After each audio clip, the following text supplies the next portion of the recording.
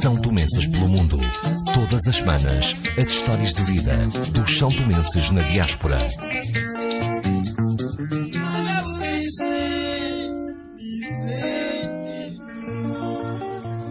Olá a todo o auditório da Rádio Nacional de São Tomé e Príncipe. Sejam bem-vindos a mais uma emissão do programa São Tomenses pelo Mundo, que será conduzido por mim, Abigail Tini Cosme.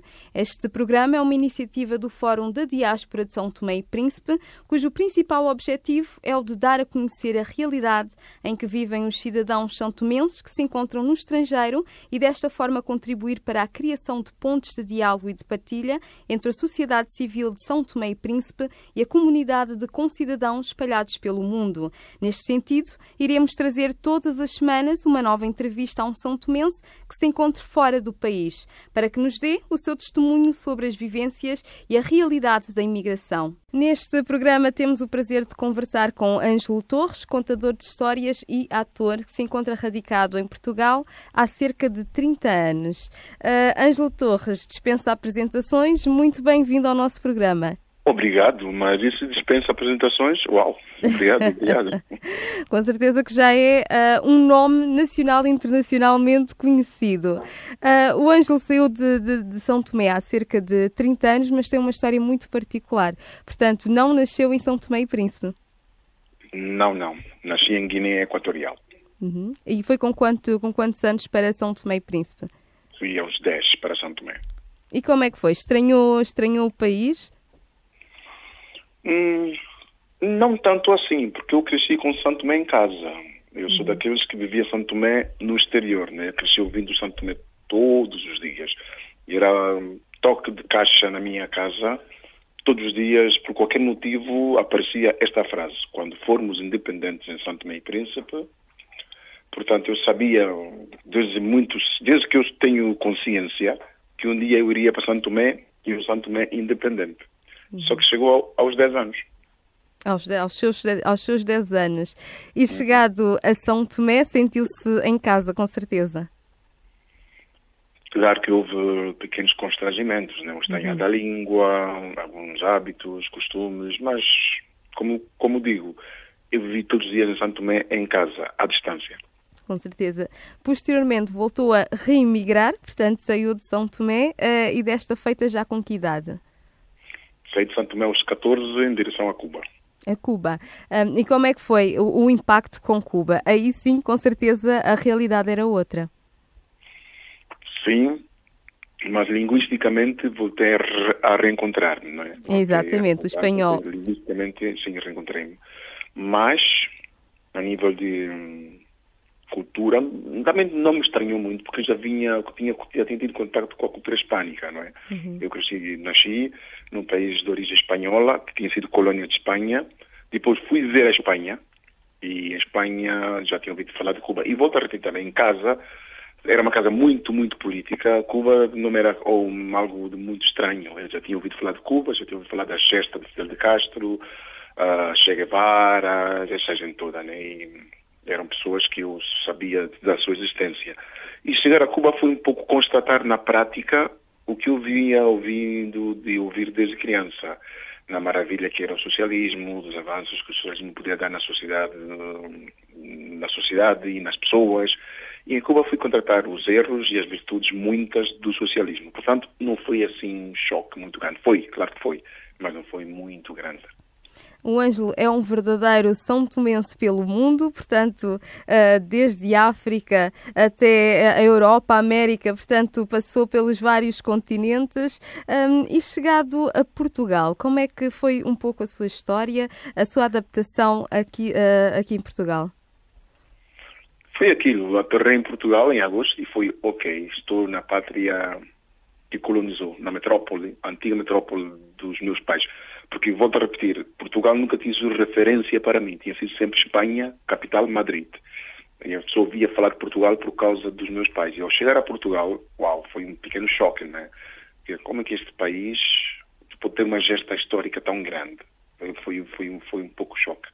Depois, voltar a conhecer realmente a língua portuguesa, coisa que eu continuo a tentar conhecer. Não sou muito desparlante de genial, porque eu ainda tenho lacunas no meu português, tomar contacto com a língua, com a cultura portuguesa, com o povo português. Sim, esse sim, foi o meu verdadeiro choque de integração, foi quando cheguei a Portugal. E pude sentir na pele alguns problemas de adaptação quando tu vais para um país que não é o teu, que não falas a língua, porque eu cheguei a Portugal falando muito mal o português, muito mal mesmo. Então isso trouxe alguns problemas, claro, mas não há nada que a vontade e o empenho e a tenacidade não vença, não é? E foi o que espero, como eu faço todos os dias. E neste momento, é diária. Neste momento, contador de histórias e ator, como é que a representação entrou na sua vida? Como eu digo a brincar, eu fui atropelado pelo teatro, ultrapassou-me pela direita, sem pisca, sem nada, sem respeito à prioridade nem nada. Foi um mero acaso. Estava num bar, num bairro alto, chamado Estádio, e entra um ator português, um dos grandes atores de Portugal, chamado João Grosso. Eu me encontrava naquele bar com um amigo meu da Guiné-Bissau, um grande amigo meu de Santo Tomé, Quintero Aguiar, vulgo Quinzinho. Eles estavam a falar, que falavam sempre de teatro. Eu fui lá parar, também já não me lembro. E o João Grosso entra e anuncia ao Rui, porque o Rui estudava no Conservatório de Teatro, que estavam à procura de atores para uma série na RTP. Só que ele a brincar disse, Rui, estão à procura de pretos para uma série na RTP. E quando o João ia-se embora, eu virei-me para ele a brincar, perguntei, eu posso ir? E ele a brincar responde, tu não és preto? E eu, continuando na brincadeira, disse, olha, hoje, quando acordei esta manhã, ainda era. E ele disse, vai. E eu fui. E no último dia da gravação, o realizador, por qualquer motivo, perguntou-me se eu estudava no conservatório e eu disse que não. E ele responde, olha, devias porque tens muito jeito. Eu disse, uau. Entretanto, porque o curso que eu tinha trazido em Cuba não era aquilo... Eu rapidamente cheguei à conclusão de que engenheiro em refrigeração nunca seria, porque eu era muito mau. Eu passei pela escola e a escola não tinha passado por mim, o Politécnico.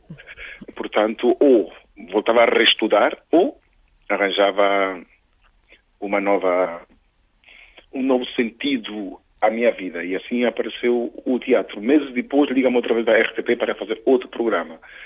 E no último dia também, o Carlos Avilés pergunta-me se eu tinha visto a Ana Paula. E eu pergunto, que é a Ana Paula? A vossa professora no conservatório. E eu digo-lhe, eu não sou do conservatório. E ele disse, que pena. Devias, porque tens muito jeito. E eu disse, no espaço de meses, duas pessoas do meio. Um deles, o realizador é um senhor chamado Jaime Campos, que até chegou a trabalhar em Santo Tomé. E o segundo foi o Carlos Avilés. E eu disse, duas pessoas do meio, conceituados, acabam por dizer-me que eu tenho jeito, eu sou capaz de ter, porque é que não vou experimentar? E foi aí que tentei saber o que era o conservatório, não sei o quê. Estive no conservatório durante um ano como aluno assistente, porque estava a tentar resolver o meu problema de equivalência do 12º ano em Cuba. Entretanto, como nunca mais chegava a papelada e eu, por outros motivos, faltei muitas aulas, e eles no final do ano disseram, olha, você não teve aproveitamento porque você faltou muito. Eu disse, ok, está bem. E depois, em setembro daquele ano, ia passar e vi Voz do Operário, Tabanca Jazz. Eu disse, uau, Voz do Operário, Tabanca Jazz. Tabanca Jazz eram aqueles meus amigos da Guiné-Bissau que estudaram comigo na mesma escola e que faziam parte do grupo de Tabanca Jazz. E eu fui ouvir os Tabanca Jazz na Voz do Operário. E no meio disso aparece um outro grande amigo meu que, por culpa dele que eu conto histórias, diz-me, olha, Ângelo, está aí a Teresa Ricot, vai abrir numa escola no Chapitão de teatro, vai falar com ela.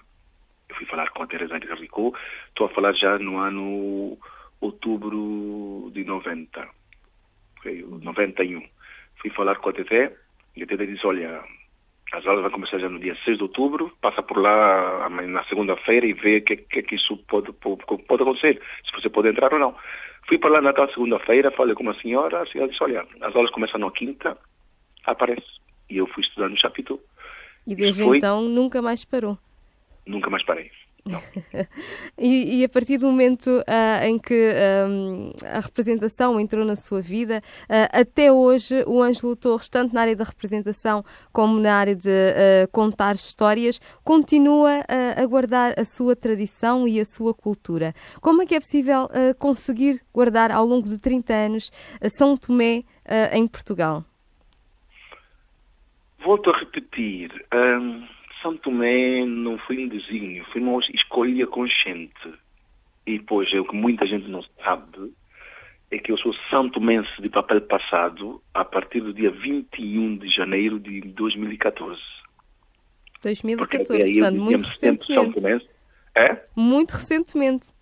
Muito recentemente. Eu dizia-me santomense, só que não era oficial a minha nacionalidade, por problemas burocráticos que aconteceram em 79. Eu tinha os papéis, mas os papéis não eram legais. Só descobri em 2007 que eu, afinal, não era santomense efetivamente, que a minha nacionalidade original continuava a ser de Guiné Equatorial. Mas o importante é o coração, não é? Sempre foi santomense de coração. Sempre. Volto a repetir, eu vivi São Tomé todos os dias, desde que eu me conheço, vivi São Tomé todos os dias em casa e com aquela pedra de toque, o dia em que fomos independentes. Exato. E eu cresci ouvindo isso e por tal, muita gente ainda se admira como é que eu vivendo em Portugal há tanto tempo. E profissionalmente ser-me-ia muito mais útil se eu fosse português de nacionalidade. Claro. Essa escolha teria que ser uma escolha racional e por uma questão de respeito ao povo português, eu não posso pedir um santo portuguesa porque me dá jeito. Para mim, eu estaria a desrespeitar o povo português que me acolheu muito bem e fez de mim o que eu sou hoje. Seria um desrespeito para com o povo português. Se um dia for português, será por uma decisão emotiva e consciente. Portanto, com isso, racional. Não vou fazer isso a Portugal, porque Portugal não merece. E depois também digo a brincar, alguém tem que ser de São Tomé. Com certeza. E tem frequentado São Tomé e Príncipe? Claro, graças ao senhor João Carlos Silva, que em São Tomé todo mundo deve conhecer. Uhum. Quando o João Carlos Silva fez-me um desafio em 2004, foi quando eu fiz uma coisa chamada Shooting Star, eleito pela Academia de Cinema Europeu. Encontrei-me com o João Carlos nas Amoreiras e ele desafiou-me que eu passasse por São Tomé. Muita gente a falar por ti em São Tomé. E eu, precisamente naquela altura, estava num momento de charneira. São Tomé começava a ser a terra dos meus pais e começava a deixar de ser a minha terra. Estava a ver São Tomé, cada dia que passava era uma coisa distante, uma recordação distante. Só tinha vivido 4 anos lá. Não foram os melhores anos da minha vida. São Tomé, eu saí de São Tomé num momento traumático da minha existência. Os 4 anos de São Tomé que eu vi São Tomé não foram bons na minha vida. E para mim São Tomé começava a ser uma lembrança longínqua. E o João Carlos desafia-me, faz fincapé, disse, ok, está bem, para não ir para São Tomé só por ir, vou inventar qualquer coisa para ir fazer em São Tomé. Então pensei, vou fazer um documentário. E falei com um amigo meu, cameraman, disse, olha, Daniel, pensei para São Tomé fazer um documentário, não queres vir comigo? Olha, está bem, bora. E fomos. O avião começa a sobrevoar São Tomé e quando eu conto histórias, eu apresento-me contando histórias de São Tomé. Exato. E começo a ver o avião a sobrevoar a ilha e veio de cima, a primeira vez que eu tive essa mesma imagem, em agosto de 75. Foi uma sensação uau. E o avião à terra, entra Eugênio Montoya, que era o delegado da TAP naquela altura, em 2004, a pulverizar o avião. E passa por mim e diz, sócio, você aqui? Fixe, genito. Uau. O avião abre as portas e eu ponho o pé, aquele calor quente e úmido que eu muitas vezes retratei às pessoas que me ouvem contar histórias, abraçou-me e olho para a pista. Estava na pista o Inês Sardinha e que me disse, sou primo. Foi tão forte esses dois, o Eugênio e o Inês, e aquele calor que me abraçou, olhando para aquela coisa que eu voltava a reconhecer São Tomé, virei para o Daniel e disse, Daniel, eu acho que eu cheguei à minha terra.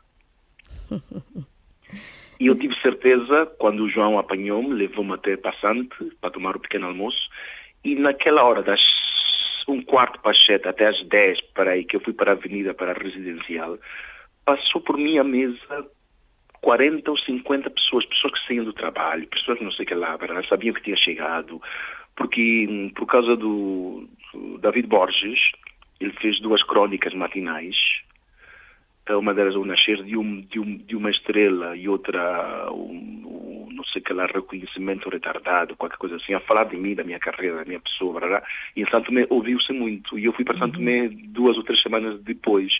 Então, muitos amigos meus irmãos de Cuba, muitos colegas de preparatória, do liceu, do bairro, do reboque, sabendo que eu tinha chegado e que eu estava no passante, passaram por lá para me dizer oi. E aí sentiu-se com certeza verdadeiramente em casa. Senti-me em casa. E voltar foi o único país, porque eu nasci em Guiné. Em Guiné Equatorial diziam que eu era fernandino, portanto estrangeiro, filhos de estrangeiros em Guiné Equatorial. Cheguei em Espanha, diziam-me que eu era de Guiné. Fui para São Tomé, mesmo não falando português, abraçaram-me como São Tomense. Fui para Cuba, em Cuba era de São Tomé. Vim para Portugal, em Portugal era de São Tomé. Por razões de exclusão, eu sou São Tomense. É o sítio onde eu mais fui. Vários sítios que eu tive no mundo, foi a nacionalidade que mais me atribuíram. E quando eu chego lá em 2004, fui abraçado de uma maneira tão calorosa, tão genuína e tão santomense, que a minha santomensidade veio de cima.